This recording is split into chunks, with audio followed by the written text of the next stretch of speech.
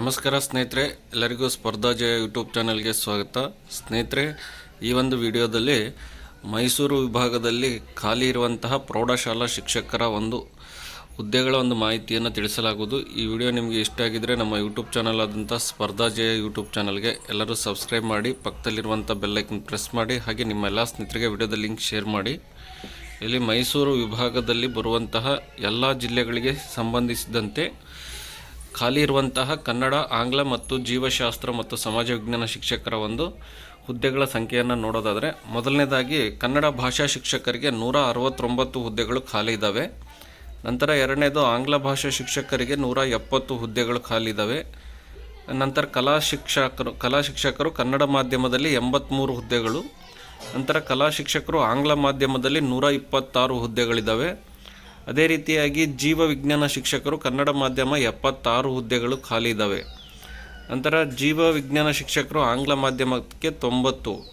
ಒಟ್ಟಾರೆಯಾಗಿ 714 ಹುದ್ದೆಗಳು ಮೈಸೂರು ವಿಭಾಗದಲ್ಲಿ ಪ್ರೌಢಶಾಲಾ ಶಿಕ್ಷಕರ ಒಂದು ಹುದ್ದೆಗಳು ಖಾಲಿ ಇರೋದು. ಅದರ ಜೊತೆಗೆ ದೈಹಿಕ ಶಿಕ್ಷಕರು ಗ್ರೇಡ್ 1 ಹುದ್ದೆಗಳು, ಗ್ರೇಡ್ 1 ಹುದ್ದೆಗಳು ಒಟ್ಟು 34 ಇದ್ದಾವೆ. ಟೋಟಲಾಗಿ ದೈಹಿಕ ಶಿಕ್ಷಕರು ಮತ್ತು ವಿಷಯ ಶಿಕ್ಷಕರು ಎಲ್ಲ ಸೇರಿ 748 ಹುದ್ದೆಗಳು ಖಾಲಿ ಇರೋದು. ಹಾಗಾಗಿ ಯಾರೆಲ್ಲ ಪ್ರೌಢಶಾಲಾ ಶಿಕ್ಷಕರಾಗಲಿಕ್ಕೆ ಬಯಸ್ತಿದ್ದೀರೋ ಅವರಿಗೆ ಇದು ಸುವರ್ಣ ಅವಕಾಶ ಇದೆ. ಈ ಹುದ್ದೆಗಳನ್ನು ವಿಭಾಗವಾರು ಮಾಡಿ ನೀವು ನೇಮಕಾತಿಯನ್ನು ಮಾಡಿಕೊಳ್ಳಲಾಗುತ್ತೆ. ಹಾಗಾಗಿ ಯಾರೆಲ್ಲ ಯಾವ್ಯಾವ ವಿಭಾಗಕ್ಕೆ ಅರ್ಜಿಯನ್ನು ಸಲ್ಲಿಸ್ತೀವಿ ಅನ್ನೋದನ್ನು ನೋಡ್ಕೊಳ್ಳಿ. ಅದೇ ರೀತಿಯಾಗಿ ಇಲ್ಲಿ ಪಠ್ಯಕ್ರಮ ನೋಡೋದಾದರೆ, ಇಲ್ಲಿ ಮೈಸೂರು ವಿಭಾಗದಲ್ಲಿ ಪಠ್ಯಕ್ರಮ ಯಾವ ರೀತಿ ಕೊಟ್ಟಿದ್ದಾರೆ, ಯಾವ್ಯಾವ ವಿಷಯಗಳಿದ್ದಾವೆ ಅನ್ನೋದನ್ನು ನೋಡೋದಾದರೆ, ಇಲ್ಲಿ ಮೊದಲನೇದಾಗಿ ಪತ್ರಿಕೆ 1 ಇರುತ್ತೆ. ಪತ್ರಿಕೆ 1ರಲ್ಲಿ ಫಸ್ಟ್ ಒನ್ ಏನಿರುತ್ತಪ್ಪ ಅಂದರೆ, ಟೋಟಲಾಗಿ 8 ಸಬ್ಜೆಕ್ಟ್ಗಳು ಒಳಗೊಂಡಿರ್ತವೆ. 6ರಿಂದ 8 ಸಬ್ಜೆಕ್ಟ್ಗಳು ಇದ್ದಾವೆ.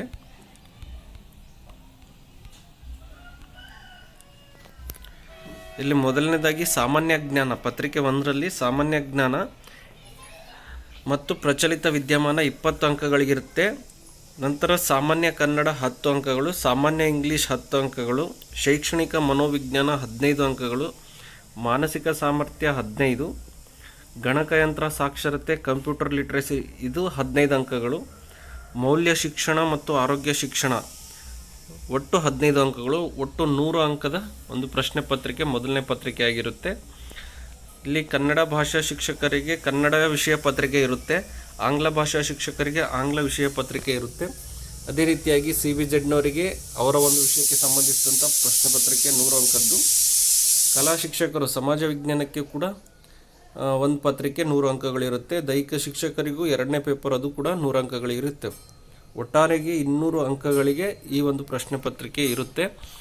ಇಲ್ಲಿ ಎಕ್ಸಾಮ್ ದಿನಾಂಕ ಬಂದುಬಿಟ್ಟು 12/10/2026.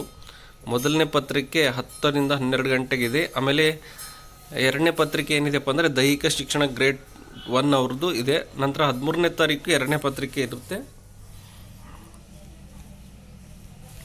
ಇದಿಷ್ಟೇನಪ್ಪ ಅಂದರೆ ಮೈಸೂರು ವಿಭಾಗದಲ್ಲಿ ಖಾಲಿ ಇರುವಂಥ ಪ್ರೌಢಶಾಲಾ ಶಿಕ್ಷಕರ ಒಂದು ಹುದ್ದೆಗಳ ಒಂದು ಮಾಹಿತಿ. ಈ ವಿಡಿಯೋ ನಿಮಗೆ ಇಷ್ಟ ಆಗಿದ್ದರೆ ನಮ್ಮ ಯೂಟ್ಯೂಬ್ ಚಾನಲ್ ಆದಂಥ ಸ್ಪರ್ಧಾ ಜಯ ಯೂಟ್ಯೂಬ್ ಚಾನಲ್ಗೆ ಎಲ್ಲರೂ ಸಬ್ಸ್ಕ್ರೈಬ್ ಮಾಡಿ, ಪಕ್ಕದಲ್ಲಿರುವಂಥ ಬೆಲ್ಲೈಕನ್ ಪ್ರೆಸ್ ಮಾಡಿ, ಹಾಗೆ ನಿಮ್ಮ ಎಲ್ಲ ಸ್ನೇಹಿತರಿಗೆ ವಿಡಿಯೋದ ಲಿಂಕ್ ಶೇರ್ ಮಾಡಿ. ಇದೇ ರೀತಿ ವಿಭಾಗವಾರು ಎಲ್ಲ ವಿಭಾಗದ ಒಂದು ಹುದ್ದೆಗಳ ಒಂದು ಮಾಹಿತಿಯನ್ನು ನಮ್ಮ ಯೂಟ್ಯೂಬ್ ಚಾನಲ್ನಲ್ಲಿ ತಿಳಿಸಲಾಗುವುದು. ಎಲ್ಲರೂ ಸಬ್ಸ್ಕ್ರೈಬ್ ಮಾಡಿ ಮತ್ತು ನಿಮ್ಮ ಎಲ್ಲ ಸ್ನೇಹಿತರಿಗೆ ವಿಡಿಯೋದ ಲಿಂಕ್ ಶೇರ್ ಮಾಡಿ.